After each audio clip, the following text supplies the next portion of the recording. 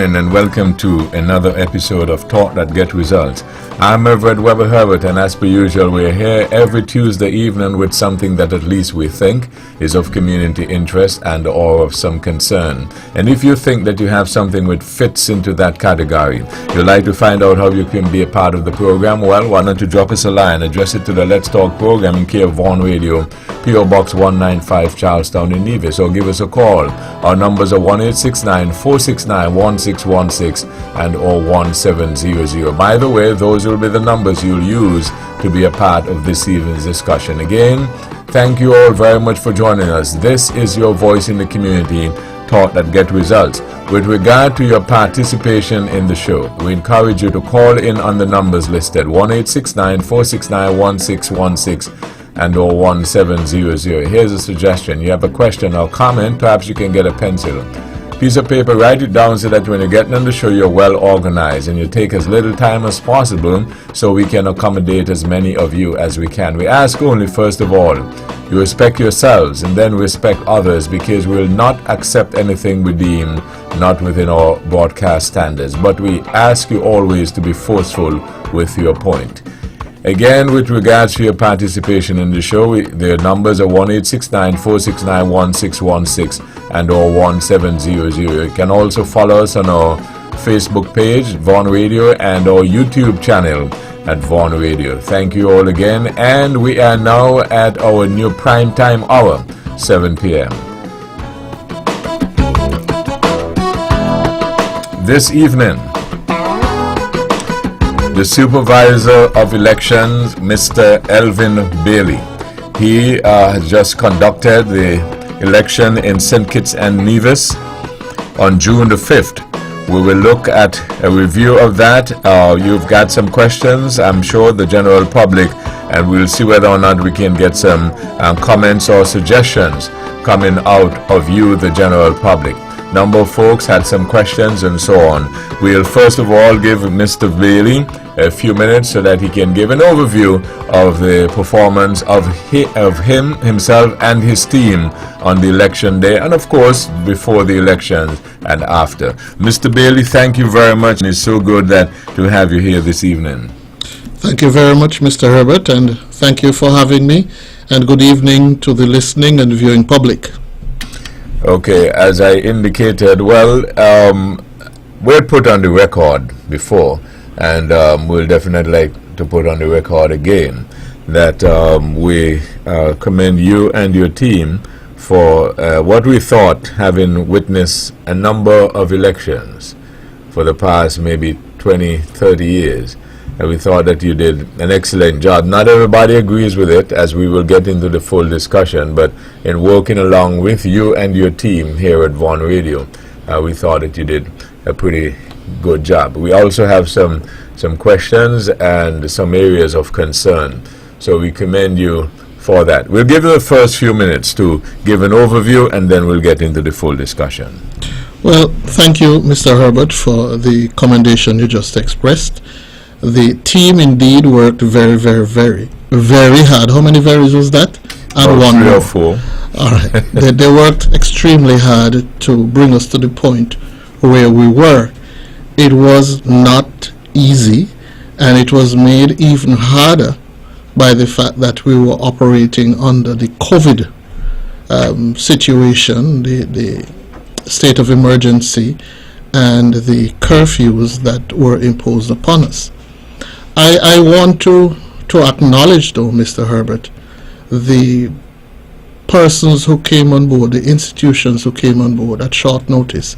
I already spoke about some of them in St. Kitts when the NGO coalition was launching their report, but I need to say it again, because in all things we have to give thanks and acknowledge the work that others have done. The churches were a very, very willing participant in the entire exercise, and were it not for the churches, particularly in St. Kitts, because in Nevis we only used 2 churches, well, 3 church buildings, 3 churches, but several church buildings in Nevis, but a lot of those in St. Kitts were in fact church buildings, who came on board based on a telephone call. The official letter of request followed many days later. But the churches agreed quite willingly to come on board and allow their facilities, their sanctuaries in some places, to be used for voting. And we thank them very, very much.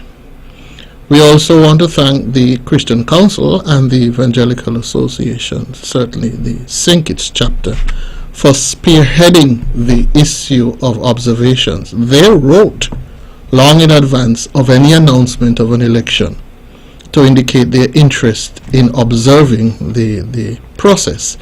And we were happy to have them, and they almost turned out to be the only observers that we had. CARICOM, of course, came late. The OAS was invited, and I'm not sure exactly what transpired there. The Commonwealth was also invited, and again, I'm not sure what transpired there, because that was not part of my remit to invite observers. I have no authority as the supervisor of elections to invite observers. That is the role of the government, and particularly the Ministry of Foreign Affairs. And so the Christian Council and Evangelical Association almost ended up being the only observers here.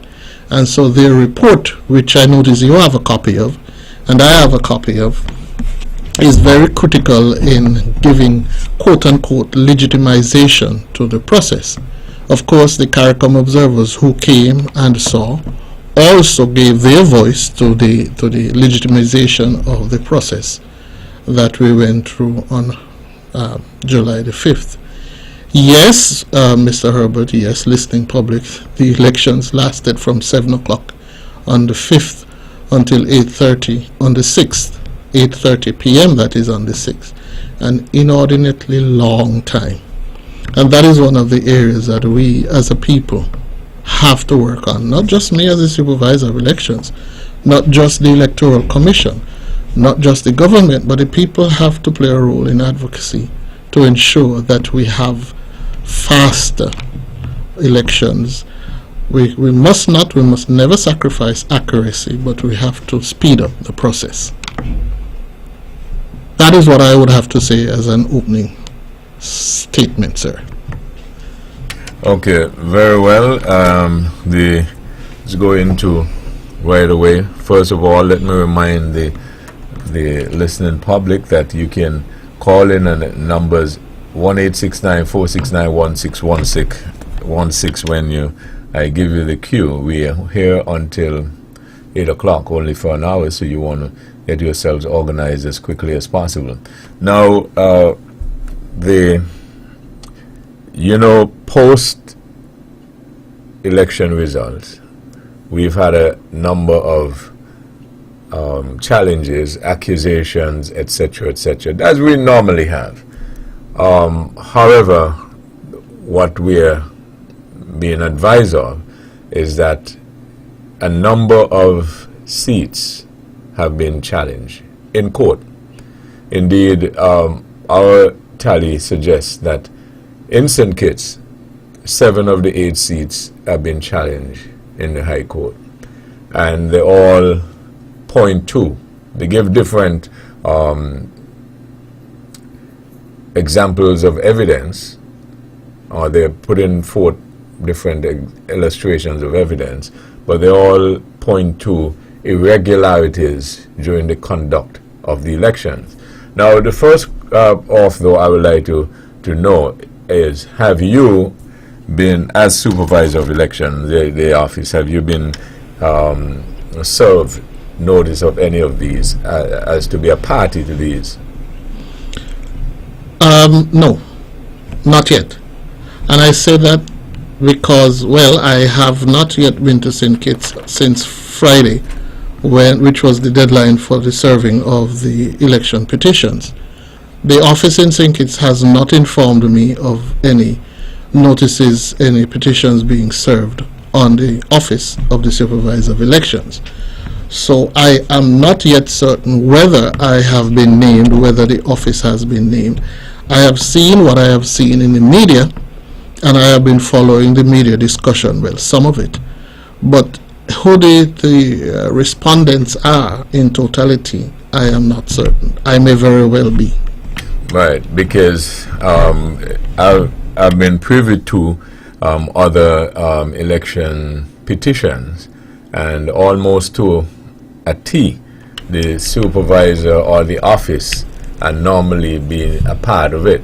And especially some of the allegations that we're hearing, it seems to involve things that were done or not done by the electoral workers or the office and so on. But I suppose, be that as it may for the time being, if we were to go to a couple of the particular areas, one of the things that even here on this program, one or two callers discussed, and I promised that I would ask of you, there were one or two polling stations on St. Kitts on election day, which they suggested opened late, sometime about 9 o'clock. There was some debate as to whether those particular stations were allowed to go extra time to close at 7, or did they close at 6, and so on and so forth. You may have been privy to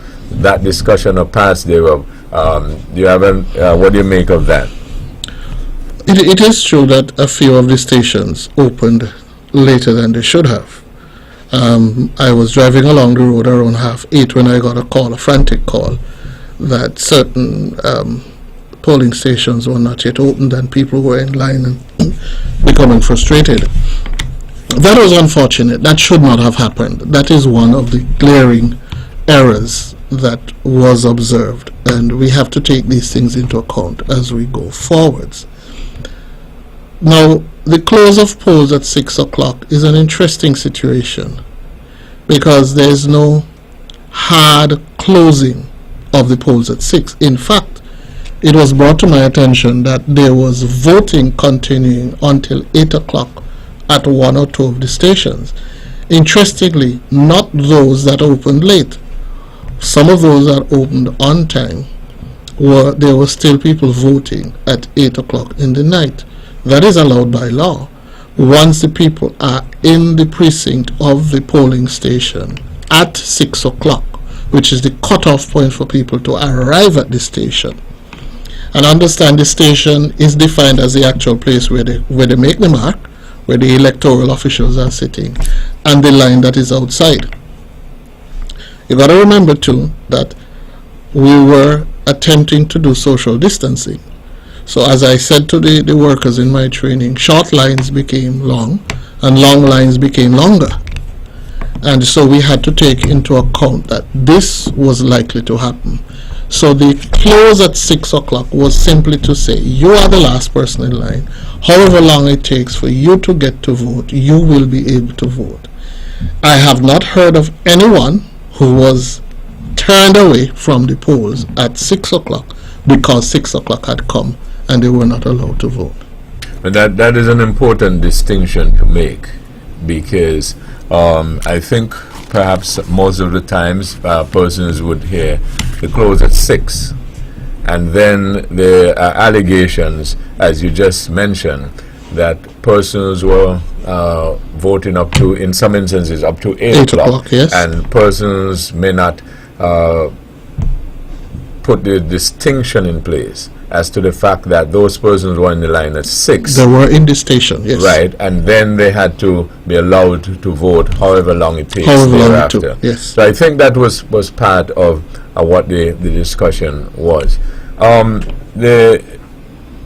Another particular area, let's look at the list, or what we call the register. Yes. That would have been something that before the elections, of course, you would have been preparing all through the months and all through the years.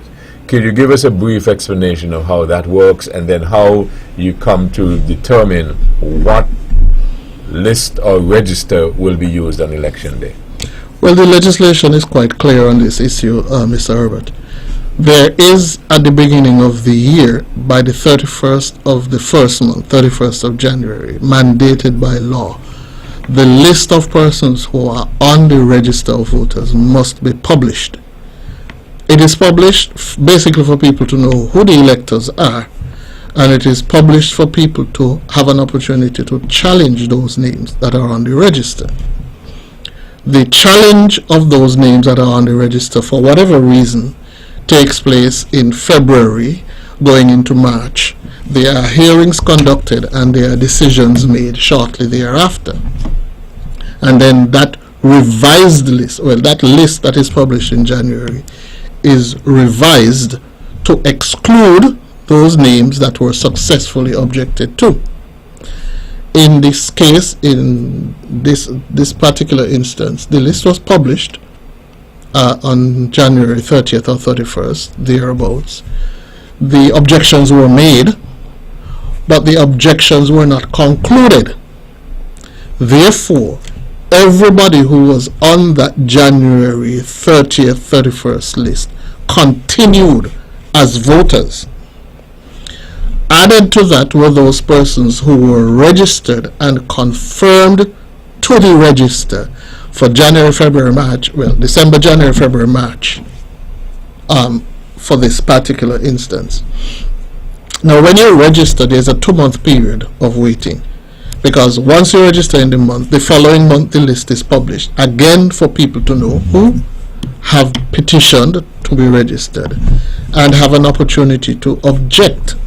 Your neighbor could say, I don't know this person doesn't live next to me in this constituency, in this polling division, in this polling station, and therefore is not a fit and proper person to be on the register. That leads to a hearing. If the hearing is held and a decision is made to remove or to confirm, whatever that decision, and if there is no challenge, then you're gone clear. Whatever the decision is, another list is published called the revised monthly list. And so those people who were published it for January, well, December, January, February, and March made it to the register. Now, it is critically important the date of the election.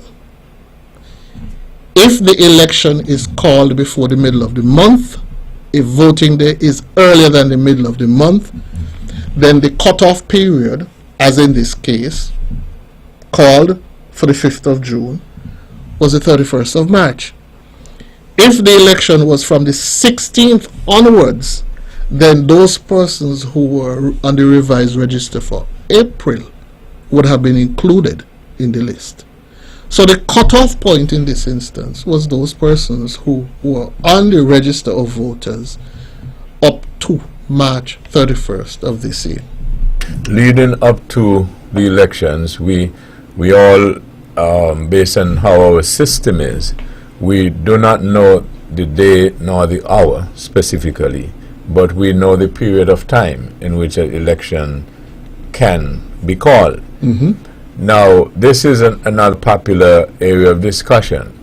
From your operational procedure in as supervisor of election, what benefit or ills, pros or cons, you think we may have? Perchance there be a specific date for an election.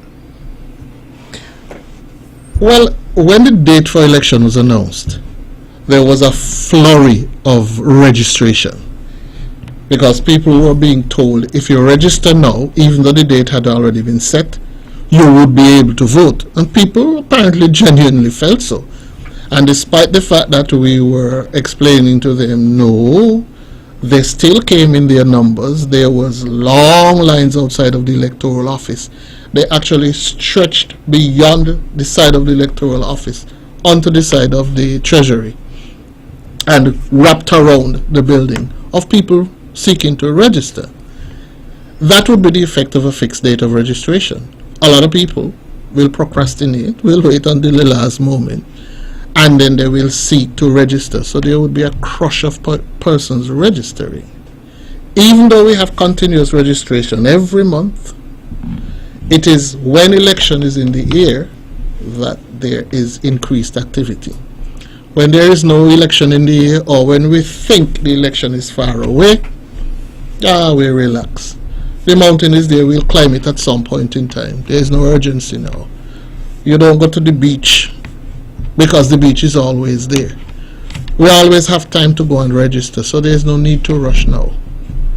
And that is exactly what was happening. So in essence, it is more of, in this particular instance, example, it is more of persons having a preference to wait until the last minute and get in, as opposed to the way the law is written now, that you have continuous registration and get in. And a lot of people respond to the politicians, and the politicians become most active at the time when the election is due. So they galvanize their supporters a lot more close to an election than during the period in between elections.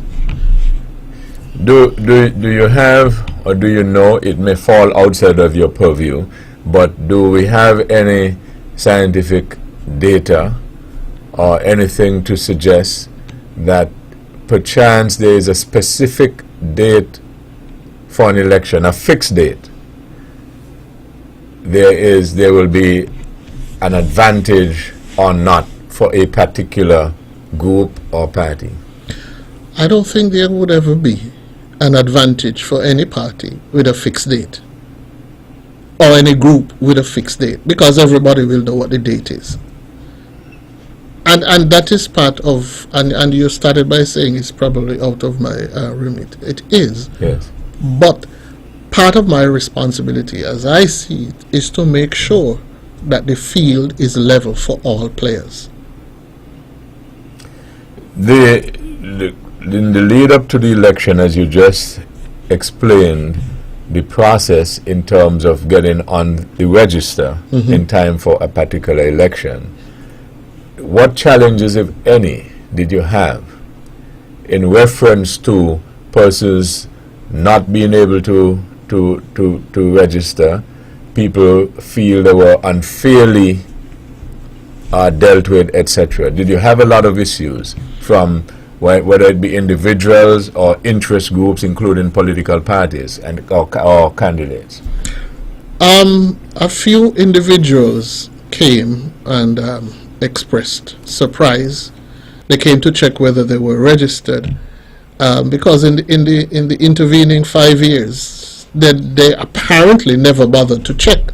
Although the register is published, the annual register is published, and the monthly register is published. Not just published, but put in the public domain.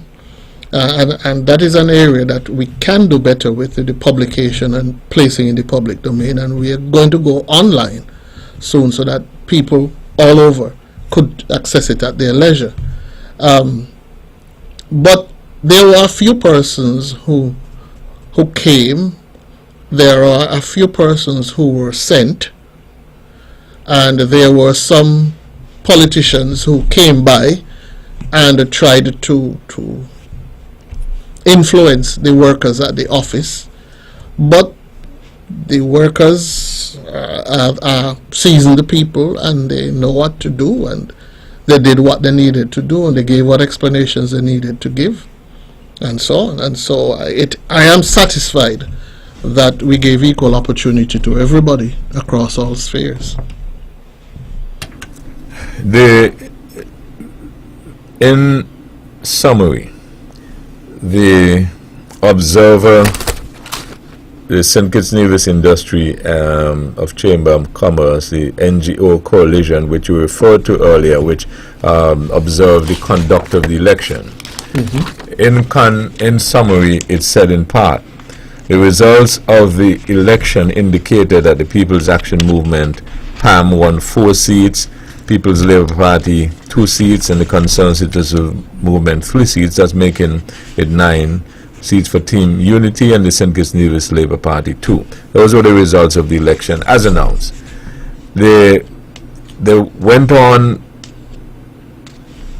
in addition, to say the NGO Coalition Observer Mission's conclusion is that despite a number of administrative and organizational setbacks and inconsistencies the polling day activities, from the opening of the poll, voting throughout the day, the counting of the ballots, and declaration of the results on the June 5, 2020 federal elections in St. Kitts and Nevis, indicate that the said elections were administered by electoral office and the other stakeholders in a manner where they were free and fair and free from fear. The mission's assessment of the days of activities that the voters were able to cast their ballots without intimidation or harassment, and the results of the elections reflect that the people voted freely for the candidate of their choice on election day. Contrast that with the St. Kitts Nevis Labour Party, for instance, that is challenging 6 of the 8 seats that were contested in St. Kitts. And in part it says, elections and the right to a free and fair voting process constitute perhaps the most important elements in the conception and practice of liberal democracy. I'm sorry, sir, you're still reading from the NGO report, or that is... No, I'm saying contrast that with, I'm going to what the Labour Party is alleging, is arguing. Okay. And these are the fighting words of Dr. Denzil Douglas, political leader of the St. Kitts Nevis Labour Party. Marcella Liburd, deputy political leader. Dr. Terence Drew, party chairman. Conris Maynard, Steve Rensford, Leon Nathan Nelson, Kenny Douglas, and the rest of the Labour Party. So they're contending that there were massive irregularities on election day and leading up to election day, and as a consequence they're challenging the outcome of the elections. What is also interesting, they're contesting 6 of the 8 seats. No, they're contesting 6 of the 11 seats.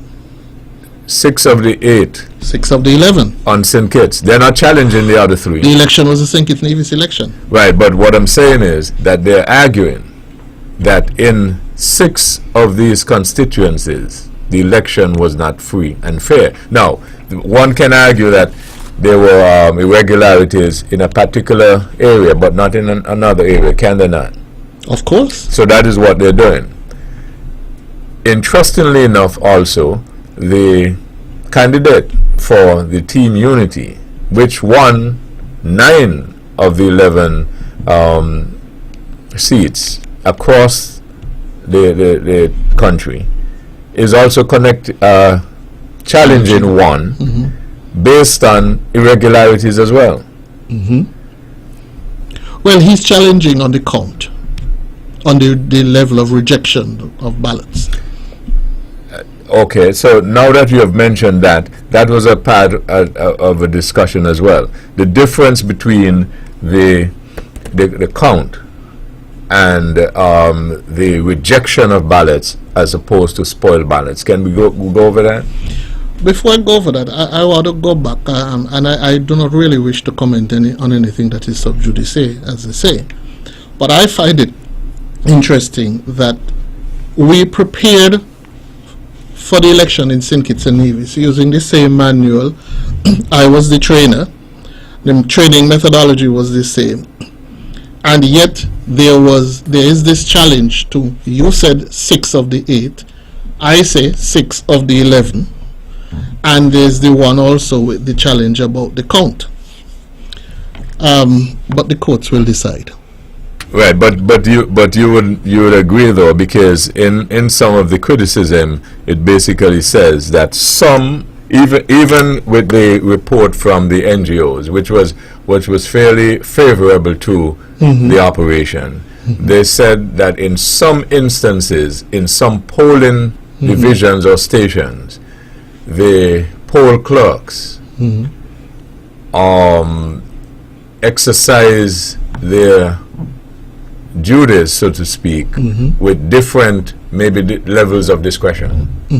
So whereas, for instance, one person might have be allowed to do certain things, in another area they might have been prohibited from doing it. So it came down to a case, for instance, that you may have, whereas everybody was trained by the same trainer, Mm-hmm. and in the same class, Mm-hmm. the execution of the duties can be different. And that is where the role of the agents become critical, because the agents were there and would have been observing, and in some cases would have corrected. Now, what I read is that some of the oaths, there was uncertainty as to this concept of the friend voting, but we could come back to that. I want to go back to the question you asked about, was it spoilt and rejected? Yes. Okay. The simple answer is that a voter declares his ballot spoiled. He is dissatisfied with the way he's handled it.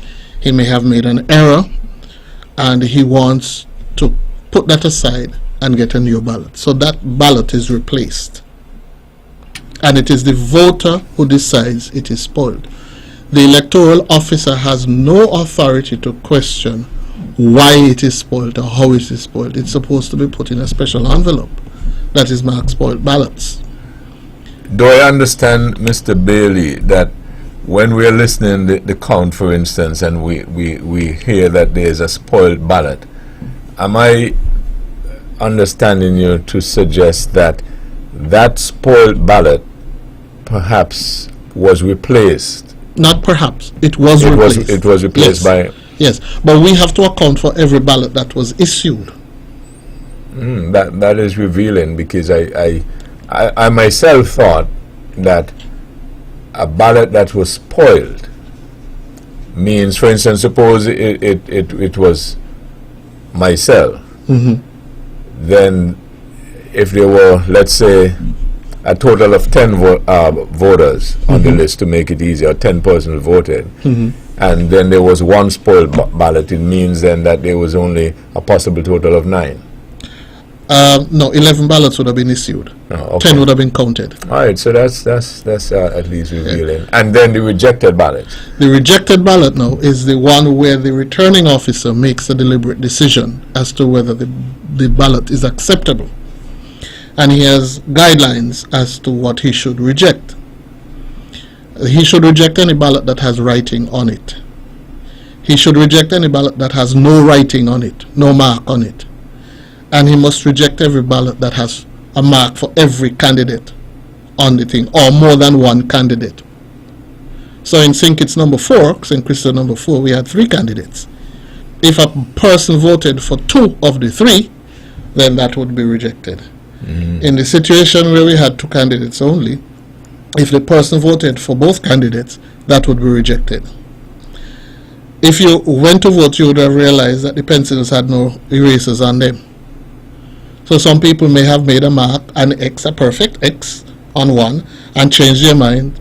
They can't rub it out, so they scratched it out and they moved to the other section. That is a spoiled ballot. That is a rejected ballot, because it has on a mark for both persons. Now, there is a clause there in the legislation also that says the returning officer can reject any ballot on which there is writing or a mark by which the voter could be identified.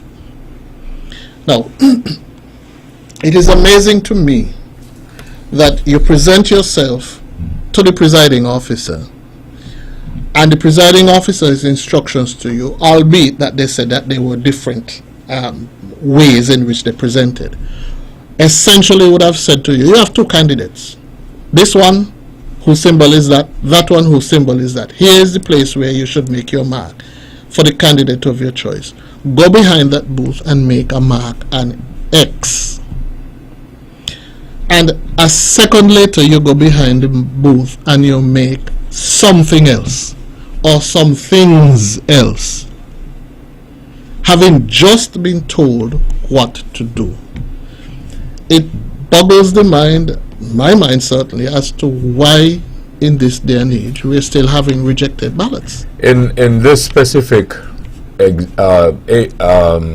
example, where you use number 4, for instance, and you give examples of why ballots could be rejected, which included writing, other marks that were not the prescribed marks. That's the X within the limits.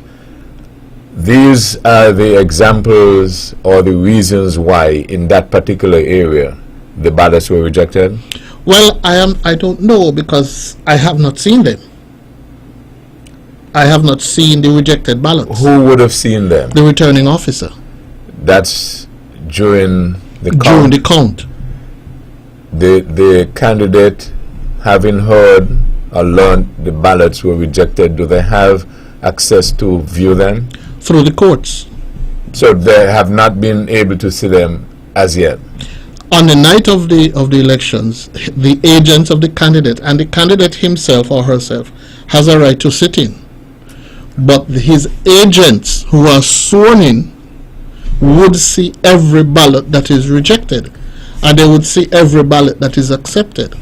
So that in these particular instances, persons who would have seen the ballots would have been the agents of the candidate. Yes.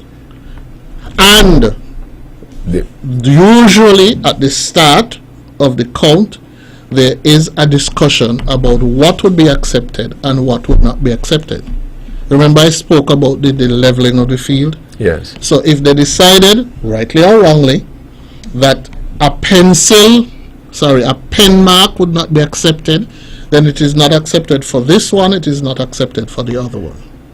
And thus, when the count would have been exercised, they would have, the agents for both parties or candidates would have agreed Yes. that these ballots be considered rejected ballots. Yes. And those agents are persons who were authorized by the candidates. Authorized by And the acting candidate. on behalf of the candidate. Acting on behalf of the candidate, and would have taken their oaths. We would have been notified that these are the agents of the candidates. So at this particular time, you as the supervisor of election cannot say whether or not, apart from the rules or the procedures, cannot say whether or not the ballots were qualified to be rejected ballots Or accepted. No, I or can't. accepted.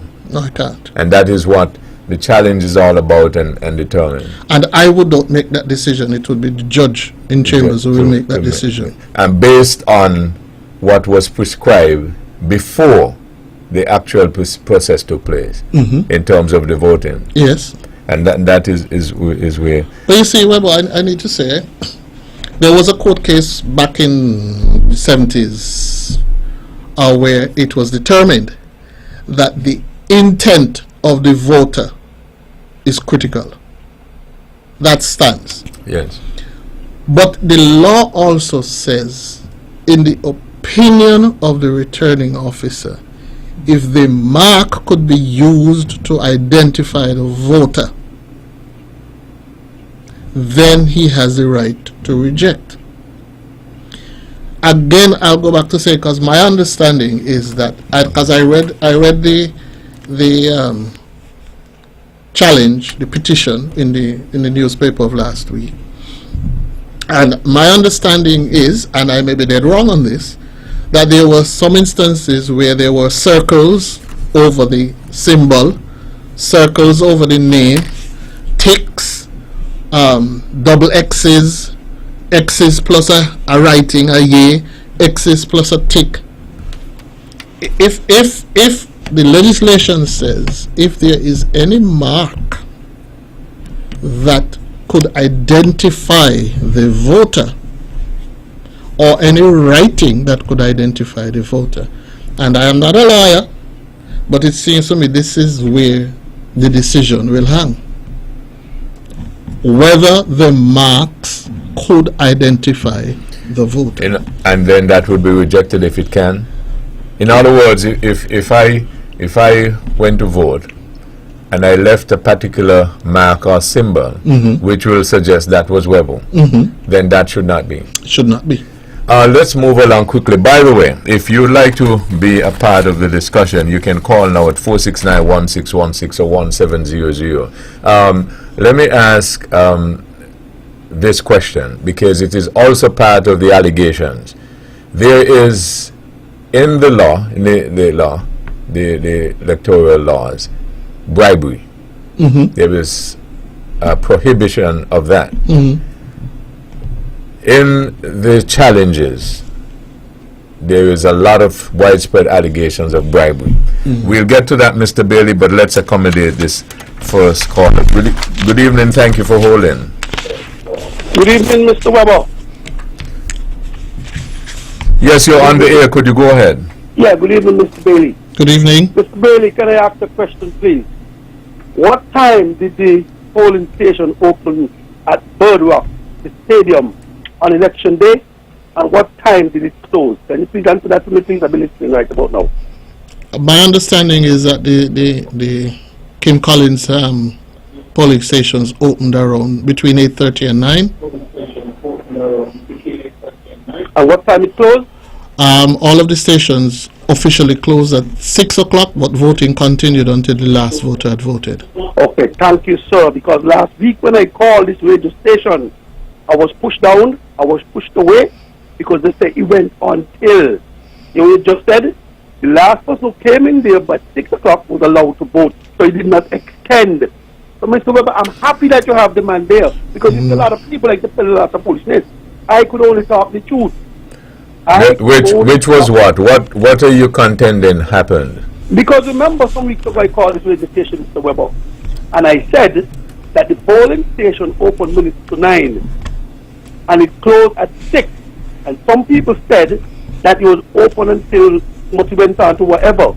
He now stating that it closed the regular time. The regular time and rule is, if you get in the line at 5 to 6, you're allowed to vote. If you get in the line 5 past 6, you couldn't vote. So it didn't extend. Right, but I think though we ought to be careful in terms of how we define it, how we explain it. I think what some of the callers in what you're referring to were suggesting, and what is the definition of it closing, right? If people were in the line until 8 o'clock and they voted until 8 o'clock, and the building or the polls itself closed until 8. I think that was what they were referring to. Not that anyone was able to enter the line at 8. Mr. Weber. Yes. Hear me, sir. The polling station closed at 6 o'clock. I have the video when the fellow was at the polling station and he showed it all over. I have it on my phone. Where the guy said, I'm here for 6 and the polling thing already closed. That is fact. When you said you mean the building closed up at 6 o'clock? The gate closed. The gate, there was a white gate. Work with me. Yeah. The gate closed at 6. Yes. Were there persons inside the gate? Nobody was there. They said what the video. Well, if nobody was there, that is, and Mr. Bill, you can correct me, that is what the supervisor is saying. If nobody is in the line at 6, therefore it will close at 6. Yes, I don't have a problem with that. Okay, all right. All right. Trying to deny what I said. I was telling a lie. Okay, all right. Place open minutes to 9, and that is wrong. Right. You cannot have a polling station open minutes to 9. That is unacceptable. Okay, all right. So you can't. So you I got you. So you cannot have anybody reaching late. Okay, go. Okay, thank you very much. Okay, Mr. Bailey, I think maybe we can go to that question I was trying to ask in reference to the law. Can you define it very briefly, and because there's a lot of allegations of a lot of bribery which took place on election day? I'm not an expert on bribery, sir. But the law speaks to it. The law speaks to it. Yeah. So. But that's law enforcement.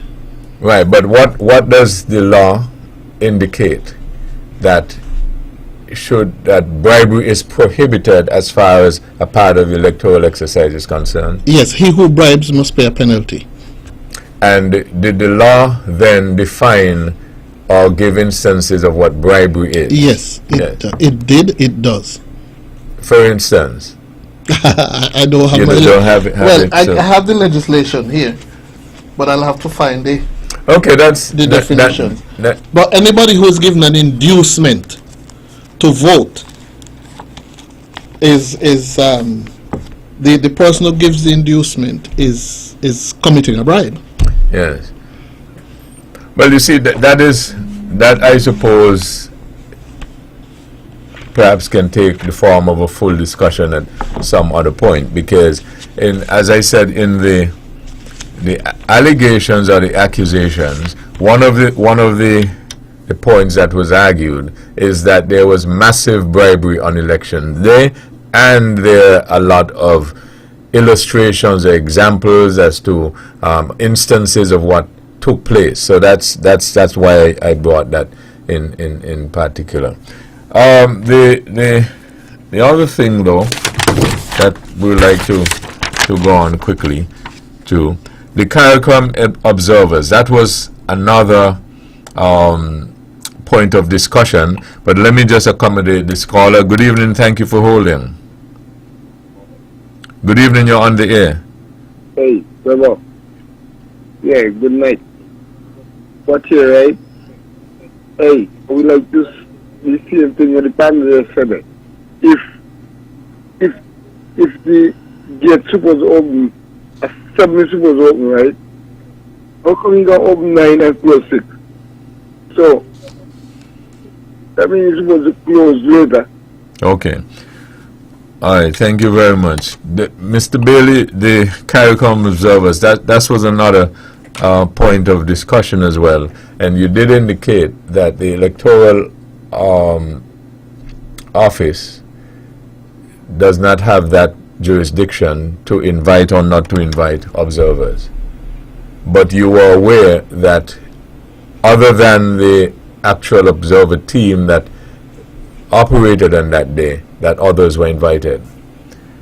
Yes. Do you know whether or not it had anything to do with the fact that the pandemic and the availability and the easy access for persons to come in? Do you?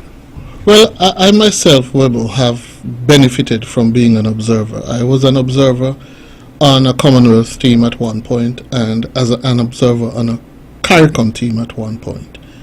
And the way these things work, once CARICOM is invited to observe, they invite the member countries to submit the names of someone who would join the team. In this instance, from my understanding, only 3 countries had people who agreed to come to serve. They were flown in on a special flight, and special arrangements were made for them. So any other member country who wanted to could have sent an observer. The fact that there were 3 meant that only 3 territories agreed to send observers. Okay. Good evening. Thank you for holding. Good evening. You're on the air. Good evening again, Mr. Weber. Hello, good evening. You can hear me? I'm asking the callers, please, when they call, please listen to their phones rather than I'm listening to my phone, Mr. Weber. Could you go ahead? Yeah, Mr. Weber. I want to ask the guy there, Mr. Bailey, again another question. Yes. Mr. Bailey, were you training some people to deal with the election? Yes. And were the people who you had already trained was moved? Yes. And how can people who is PS and these kind of officials in government be returning officers? I think you should be fully in charge of the controlling the election. You're supposed to put whoever what in place. I mean, when I look at what went on in this election, Mr. Bailey's saying it, all the people I seen, all the polling station was affiliated with the government. In after I could tell you in the village, I could talk up here especially and so. We need to get this election thing started out, Mr. Bailey. We need honesty. We need transparency. I don't care who did it before, who didn't do it before. Okay, caller, in the interest of time, let me ask you quickly. So you think that persons who work for the government or in any other way affiliated with them should not be electoral officials? No. I'm not saying that. Hear what I'm saying. Mr. Bailey in charge of the election, Mr. Weber. So Mr. Bailey should be the one to be picking the people who should be working in the polling station. So, but just work with me. And were Mr. Bailey the person who is doing that, and he were to pick the same persons who work this time, you would be satisfied with that? Well, yes, because I feel like he will choose honest people. No, work with me. So let us say that he was the person who actually made that decision and he picked the same persons who were there. You will be satisfied because it was him who picked them. Well, again, I'm saying to you, I feel Mr. Bailey will choose the best people. Okay. We cannot pick people who are so close to the government. Okay, all right. All right, thank you very much. Let me get to another caller. Good evening. Thank you for holding. Good evening. You're on the air. Good evening, Webo, and President, good evening to Supervisor of Elections. Good evening, sir. Question. The matter of the recounting of ballots, how does that work? Could the Supervisor quickly explain what the criteria used for the recounting of ballots? Because it appears to me, as it is being said, that is what tends to cause the counting of ballots or the announcement of the outcome to take that long. So, for example, if the margin of the count is wide, why then would there be the need for a recount? So, if the supervisor could quickly speak to that issue, I'll appreciate it. Thank you. Okay, thank you. Mr. Bailey? Well, I don't know that there were that many recounts, if any. But, and you know, Webo, I tried to get cameras into the counting stations for people to see what transpires, because I believe the more people see, the more they will understand. Unfortunately, it didn't happen. We had cameras for the opening, we had cameras for the closing, we didn't have cameras for the counting. That is something we have to correct. Here's the big question on that everybody asks. Why does it take so long? It takes so long because the ballots have to be fished out of the box. The ballots have to be opened. The ballot has to be called. The ballot has to be shown to, this person and that person. So it takes so long because of the process? The process. Okay. And it has to be tallied. Okay. And ever so often you have to make sure that the tally is correct. Good evening. Thank you for holding. Good evening. If someone is paid to vote, so-called bribe, and the person doesn't vote the way they were paid to vote, is it still considered a bribe?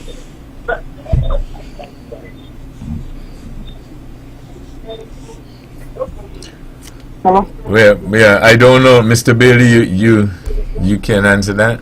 I can't.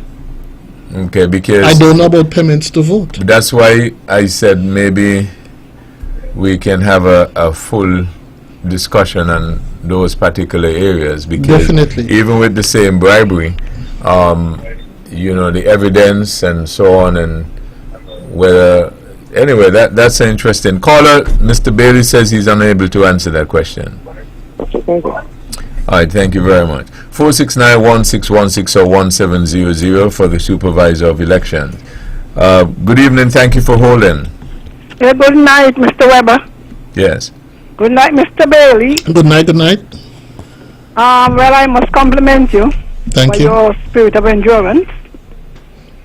Now, I heard someone say that they were talking about the transparency of the containers, and they were saying that it allowed people to see people's vote. Is that possible? Because I'm not aware that anybody's name is written on the ballot. So how is it possible for somebody looking through the box to see or to be able to identify whose vote it is ours? That's my question. Okay, thank you. We took great pains to show the presiding officers, the poll clerks, the returning officers, how to fold the ballot so that it doesn't open back.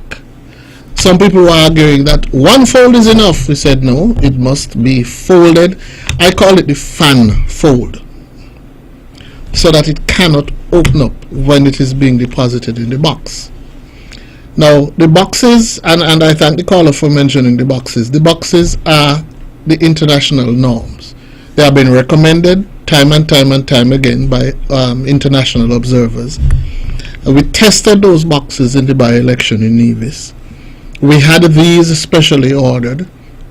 One elderly voter said to me, I was so happy to watch my vote fall to the bottom of the box and realized that there was no false bottom in there. And that to me validated the whole process. The boxes, you could see something is being dropped in it, but you couldn't see any details because the boxes they're deliberately designed to give that level of transparency and that level of opacity. Do we know whether or not, since the counting is an issue and a requirement, over the years that we're going to be doing any work concerning to have it improved? Well, but it's quite simple. We should count where we vote. If we count where we vote, the following day,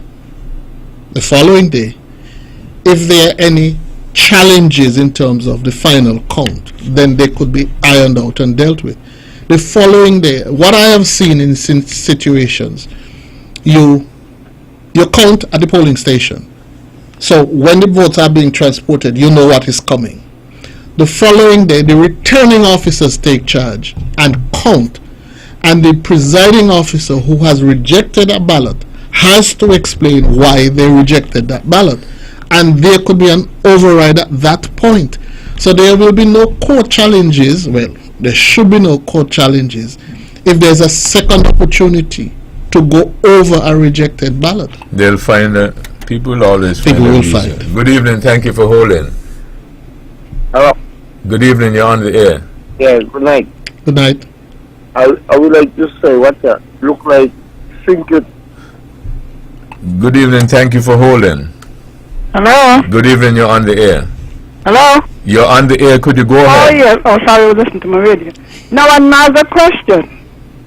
There seems to be some disparity in the way what they call spoiled ballots or rejected ballots are treated. Because I got the impression from a discussion that the presiding officer is the one who decides whether he would accept or reject a ballot. No, Now, the returning is it officer. possible for a ballot with the same configuration, right? Say, if you reject a check mark in one. Caller, we're running out of time quickly, but I think Yes, Mr. Bailey had just explained Yes, that there are yes. some specific guidelines in terms of determining a spoiled as opposed to a Because from the rejected. discussion, it seems like though you could accept it in one and reject it in the other. No, No, I didn't get But that I think it's a impression. discussion. no, No, I no, no, didn't no, get no, that no. Far from. Bailey, you want to go over it quickly again?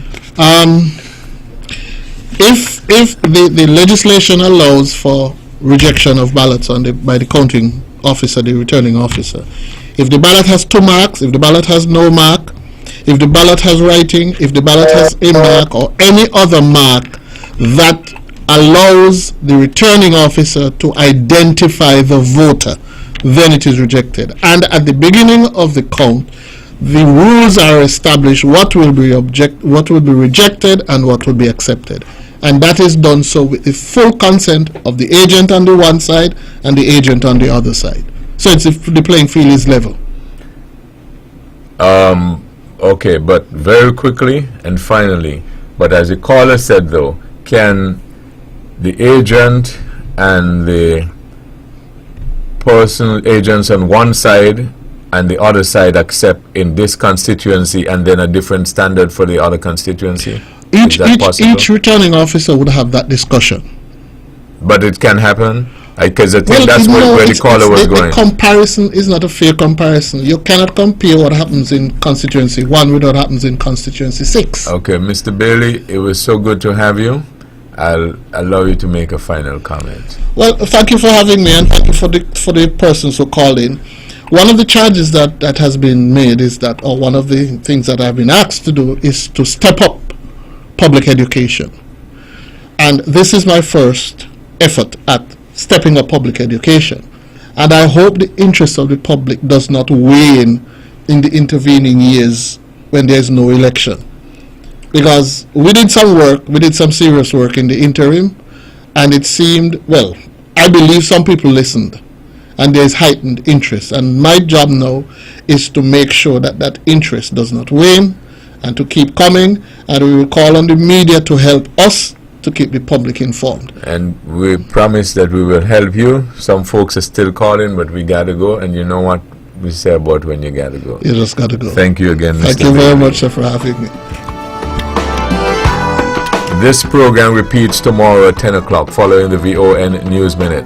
Join the Honorable Mark Brantley tomorrow evening at 8 o'clock for On the Mark. This is your voice in the community, thought that get results. You all have a wonderful evening. Remember, we are at our new primetime hour, 7 p.m.